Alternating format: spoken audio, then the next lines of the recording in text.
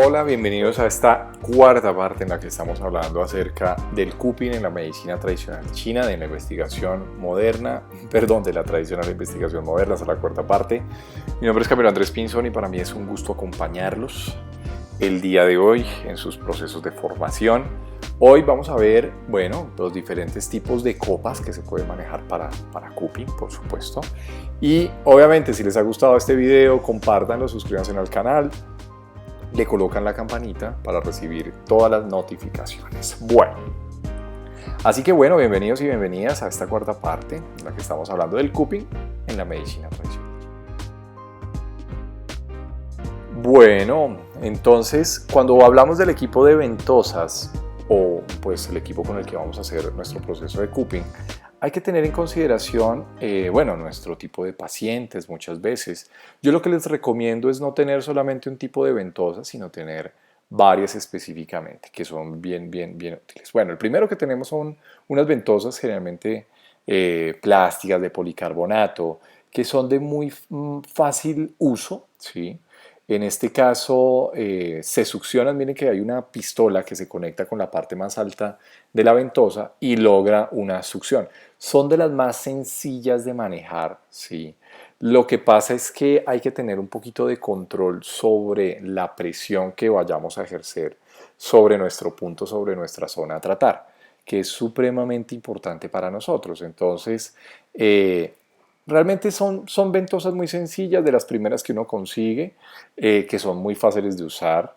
Vienen en precios muy módicos, dependiendo obviamente del país, dependiendo de otras cosas. Pues ustedes podrían adquirirlas, ¿sí? Y digamos que con ese equipo, como decimos nosotros en Colombia, se pueden defender, ¿vale? Muy fáciles, vienen de muchos tamaños, ¿sí? Que digamos que eso es supremamente importante, ¿no? Y viene todo el equipo lleno. Ustedes no necesitan nada, solamente conectarlo. Obviamente, cuando ustedes estén aprendiendo, si lo que van a usar es esta, pues tener en consideración, ¿sí?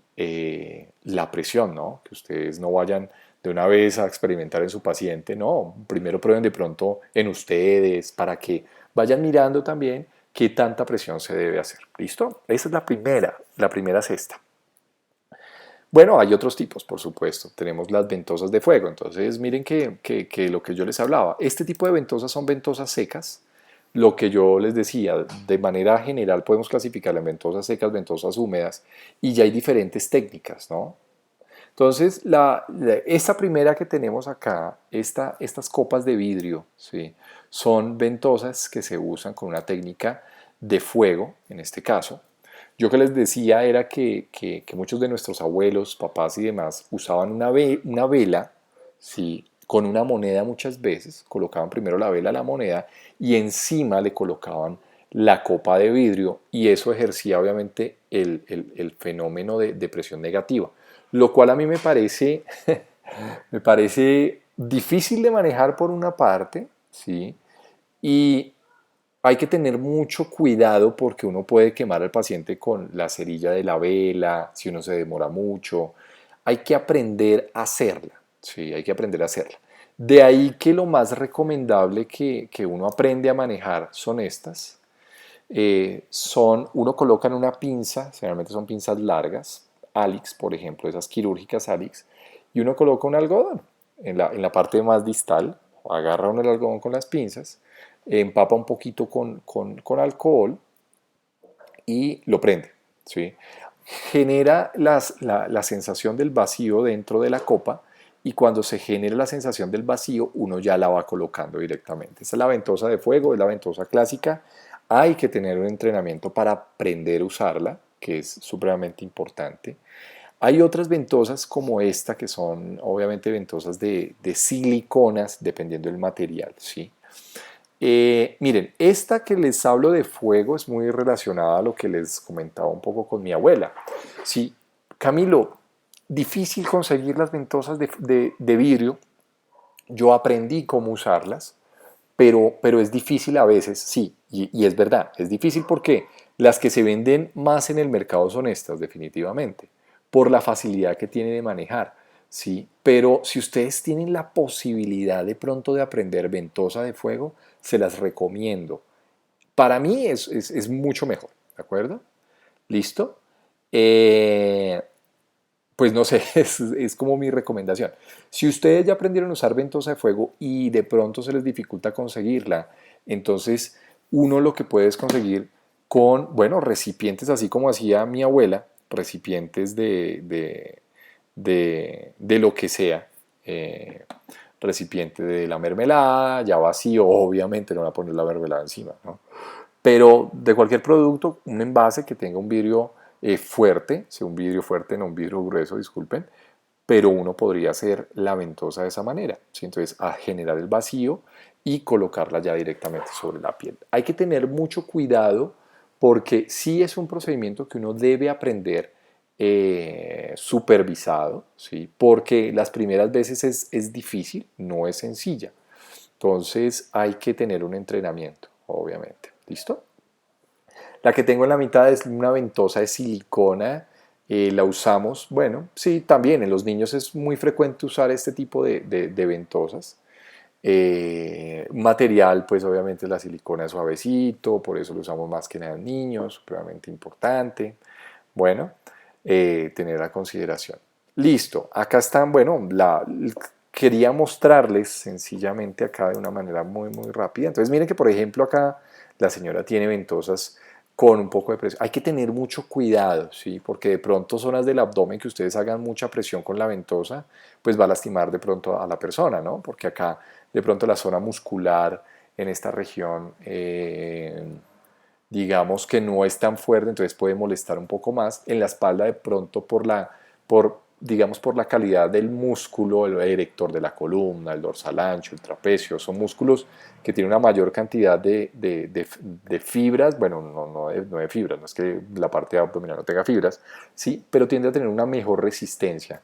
En ese caso, de pronto, para el abdomen no se usa con tanta presión como sí, por ejemplo, para la zona de la espalda, ¿de acuerdo? Hay ventosas eléctricas que se conectan directamente y ya el aparato sencillamente les hace la presión, ¿no? Entonces, tenerlo a consideración es esta fotico que les muestro acá en este momento. Bueno, hay otras ventosas que las usamos mucho cuando queremos hacer una presión, pero que no sea como tan profunda. Entonces las usamos con unas perillitas. Miren que, por ejemplo, este tipo de ventosas que tienen material plástico, policarbonato y demás cosas, son ventosas supremamente importantes. Miren, en este caso usamos ventosas que tienen un diámetro muy pequeño, por ejemplo, para toda la zona facial, ¿sí?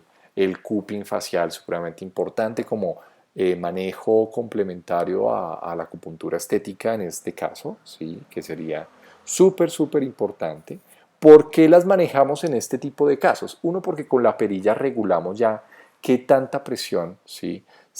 Obviamente la ejercemos, eso ejerce una presión negativa, entonces ustedes oprimen la perilla, colocan la ventosa y la van soltando porque es de esta manera que generamos la presión negativa, ¿listo? Y obviamente hay otros materiales, por ejemplo el bambú, ¿sí? Que son estas de acá que ustedes ven abajo, ¿sí? Que podría también obviamente usarse con respecto a material. Dependiendo de la técnica que ustedes vayan a usar, dependiendo de la zona que ustedes vayan a usar, uno prefiere una u otra. Obviamente, en cara no está muy recomendado usar ventosa, la técnica de ventosa de fuego. Por ejemplo, estas de bambú se usan con fuego, ¿sí? Es una ventosa que uno le genera un vacío adentro y las puede colocar como las ventosas de vidrio, igual como las ventosas de vidrio que tenemos acá. ¿Listo? Sí, en parte, sí, obviamente, las usamos, pero en la misma condición, miembros, espalda, brazos, etcétera. ¿Sí? Por ejemplo, una ventosa de fuego no es una ventosa que se use regularmente en la cara, ¿sí? No, definitivamente no es lo más recomendable. En este caso las usamos de pronto con de manera manual que a mí me regulen la presión que yo debo ejercer, ¿no? Porque imagínense ustedes un paciente con una marca en la cara, ¿sí? Un morado grande, y eso le puede durar 1 o 2 semanitas, más o menos, es lo que dura la marca de la ventosa. Entonces hay que tener un poco de cuidado, sí, obviamente con el uso de las ventosas. Y lo que les decía, en cara pues regular un poco la presión, de pronto estas que tienen perillita o las otras pero con una presión realmente porque duele, obviamente si ustedes hacen mucha presión, ¿no? Entonces con una presión muy regulada. Las de fuego para cara definitivamente no, allá no van. ¿Listo? Entonces, tener a consideración este tipo de cosas. Y obviamente, pues lo que les decía, mi abuela lo que usaba era la ventosa con la velita, eso sencillamente para recordar eso. Técnica complicadísima. Yo sí he visto pocos médicos vieja guardia que hacen este tipo de ventosas. Ventosa con la monedita y con la vela.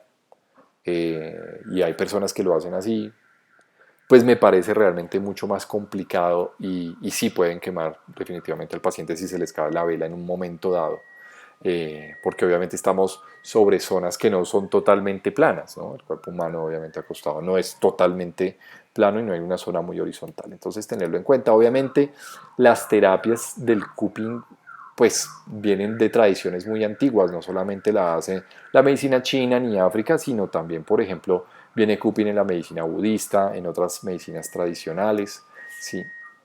Y entramos a ver un poquito los efectos muy locales, que es de las partes más investigadas a nivel del cupping, ¿sí?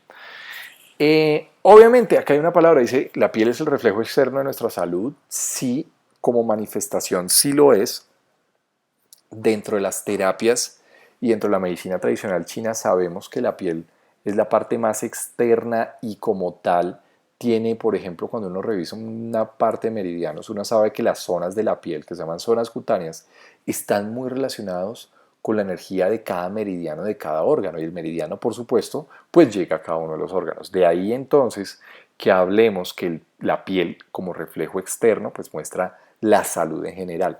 Y de ahí que observar zona cutánea, y de ahí que, por ejemplo, palpar zona cutánea, palpar recorrido meridiano, ya nos está hablando mucho de la condición de salud de enfermedad según la tradición china. Obviamente, si esto les dicen dentro de la parte de medicina occidental, pues no tendría mucho sentido, porque dicen, no, la piel es un órgano aparte, sí, es un principal órgano en general, pero pues no, o sea, no, esto pues es piel y ya, no más. ¿Listo? Cosas importantes acá, porque es que la terapia cuando uno la quiere aproximar dentro de la tradición china, la piel tiene que ver mucho con el reino del metal. El reino del metal tiene que ver mucho con el control del wei qi, que es la energía defensiva, porque bajo la piel va el wei qi, ¿sí? Es así de sencillo. Entonces la piel va debajo los tendinomusculares y entre la piel y el tendinomuscular pasa esa energía que se llama el wei qi, que es la energía defensiva en general. Acordémonos un poquito que la tradición china hablaba que habían unos factores patógenos que venían de afuera y atacaban el organismo, ¿sí? Entonces, esos factores patógenos que vienen de afuera y atacan el organismo tienen que atravesar, obviamente, pueden entrar por el pulmón, o sea, por el orificio del pulmón, que son los orificios nasales, pero definitivamente van a afectar mucho, o sea, tienen que entrar a través de la piel, ¿no? Para poder llegar a afectar un organismo. Entonces, acordémonos muy bien que los chinos fueron muy grandes observadores, entonces veían que el viento, veían que el frío, que la humedad podía entrar al cuerpo y podría afectar al ser humano de alguna manera, ¿sí? Entonces, de ahí la importancia de la piel dentro de la tradición china como ese primer órgano que a mí me permite defenderme de factores patógenos, ¿sí? Y de ahí la importancia, por ejemplo, miren ustedes que el cupping se usaba mucho para enfermedad respiratoria, ¿sí? Mi abuela lo usaba también para eso, no solo para el dolor osteomuscular de mi abuelo, pero también para mucha condición específicamente del sistema respiratorio. Sí, y es por esto, porque es que la tradición china hablaba que todos los factores patógenos, el primer factor patógeno que ingresaba se llamaba viento, que iba combinado con, no sé, con el calor, con el frío, con lo que fuera, con el que se encontrara por ahí. Entonces, lo que pasaba era que ingresaba al cuerpo. De ahí la importancia, entonces era como la primera capita donde entraba el factor patógeno. De ahí la importancia que el cupping sea tan usado, por ejemplo, para dispersar ese viento que estaba entrando al cuerpo. Entonces uno le ponía ventosas tratando de que ese mecanismo de succión sacara precisamente la enfermedad respiratoria. Pero es a partir de esa terapia, perdón, de esa teoría. ¿Listo? Nosotros hoy conocemos que obviamente es uno de los mayores órganos sensoriales, supremamente importante dentro del mecanismo de cómo funciona la acupuntura, de cómo funciona además el cupping, ¿sí? Porque tiene una gran cantidad de terminaciones nerviosas. De ahí que una de las teorías del por qué el cupping funciona tiene que ver con las terminaciones nerviosas, o sea, con las fibras nerviosas que llegan a la piel. Porque es que cuando tú estás haciendo el cupping, lo que haces es como absorber zonas de la piel, pero obviamente ahí que van. Entonces, cuando uno se da cuenta, bueno, la piel, sí, la piel que está por la epidermis, la dermis, que ahorita vamos a ver una imagen, no se preocupen. Pero debajo de eso, pues vienen las terminaciones nerviosas, o sea, vienen fibras nerviosas que quedan atrapadas. Bueno, pues atrapadas es una palabra como para que me entiendan, pero queda debajo, obviamente, de la copa, ¿sí? De ahí la importancia. Obviamente, también el sistema circulatorio está muy involucrado en el manejo del cupping, totalmente de acuerdo. Entonces miren que, por ejemplo, el cupping funciona ya en base a muchas teorías de la misma acupuntura, ¿sí? La acupuntura estimula fibras nerviosas, el cupping pues también, ¿sí? Y de ahí la importancia, por ejemplo, de la teoría de la compuerta para saber cómo es que funciona el cupping. Lo que les decía, yo por ahí tengo un video tutorial que de pronto les va a ayudar un poquito para entender cómo es eso que se llama la teoría de la compuerta, se llama neurofisiología para párvulos. Bien, que es muy sencillo además, no estamos metiendo lenguaje médico por allá, no. ¿Listo?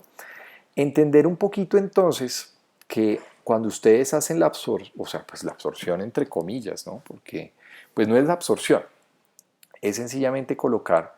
Miren que, por ejemplo, la piel en este caso, porque así me parece importante comentarles, está formada por una primera capa que es la epidermis, una segunda capa que es la dermis y un tejido celular subcutáneo por debajo que viene siendo realmente, bueno, viene siendo un tejido que se llama la fascia o viene siendo un tejido que es el tejido conectivo, ¿sí? Un tejido que conecta de ahí para abajo todo, ¿sí?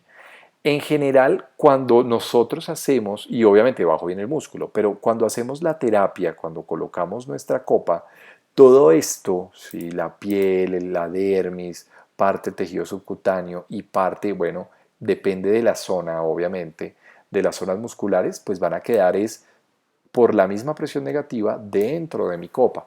De ahí la importancia, entonces, para que ustedes entiendan.